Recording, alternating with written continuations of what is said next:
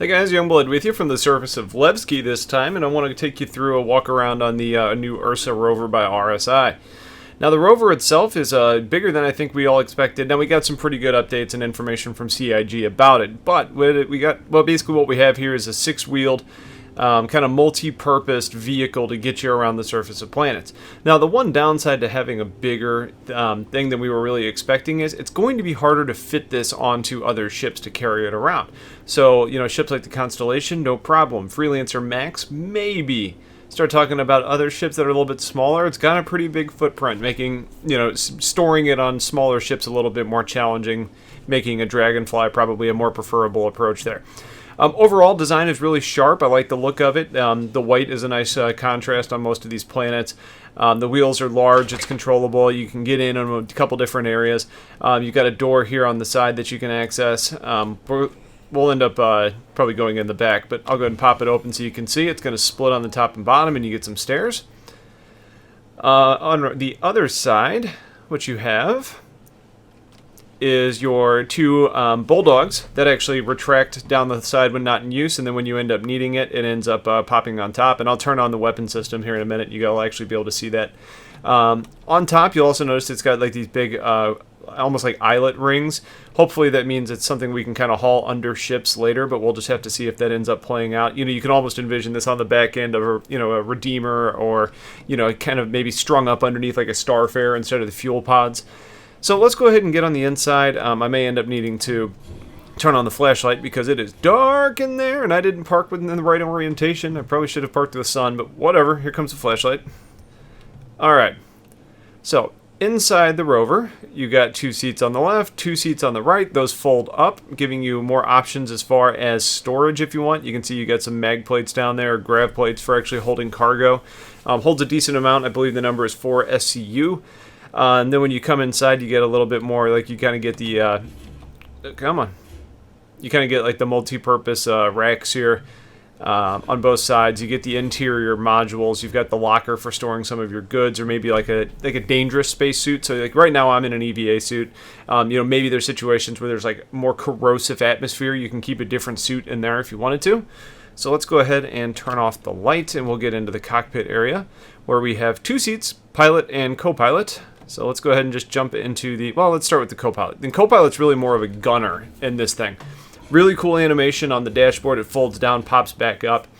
And I'm going to go ahead and show you. It's really hard to do this in a way that's going to really make it effective, but I'm in the seat now, in the gunner seat, so you can see how the weapons have actually popped out.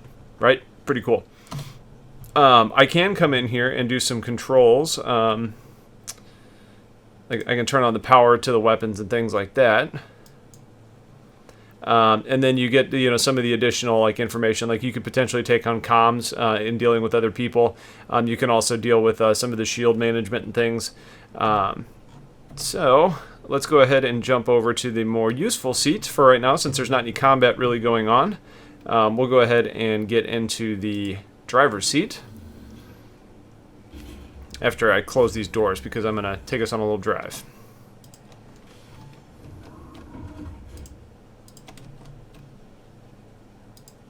Okay.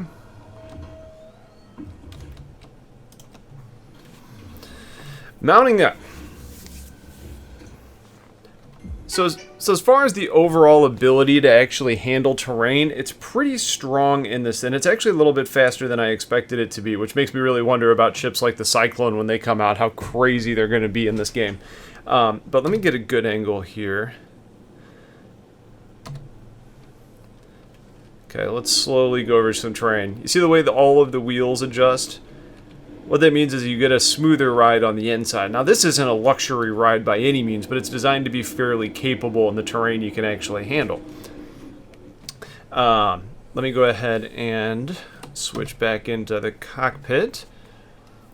And you can see I'm driving similarly to what I was when I was in third person, and it's a pretty good experience, and the thing really does move pretty quick. You know, so here we are, we're just kind of hauling, driving around. It's fairly controllable, but there are some situations to where it slides. It does have a brake, which does help to stop, but you really need to be cognizant of when you're going to use that. I've already rammed this thing into a couple things because it doesn't stop as fast as I think it's going to.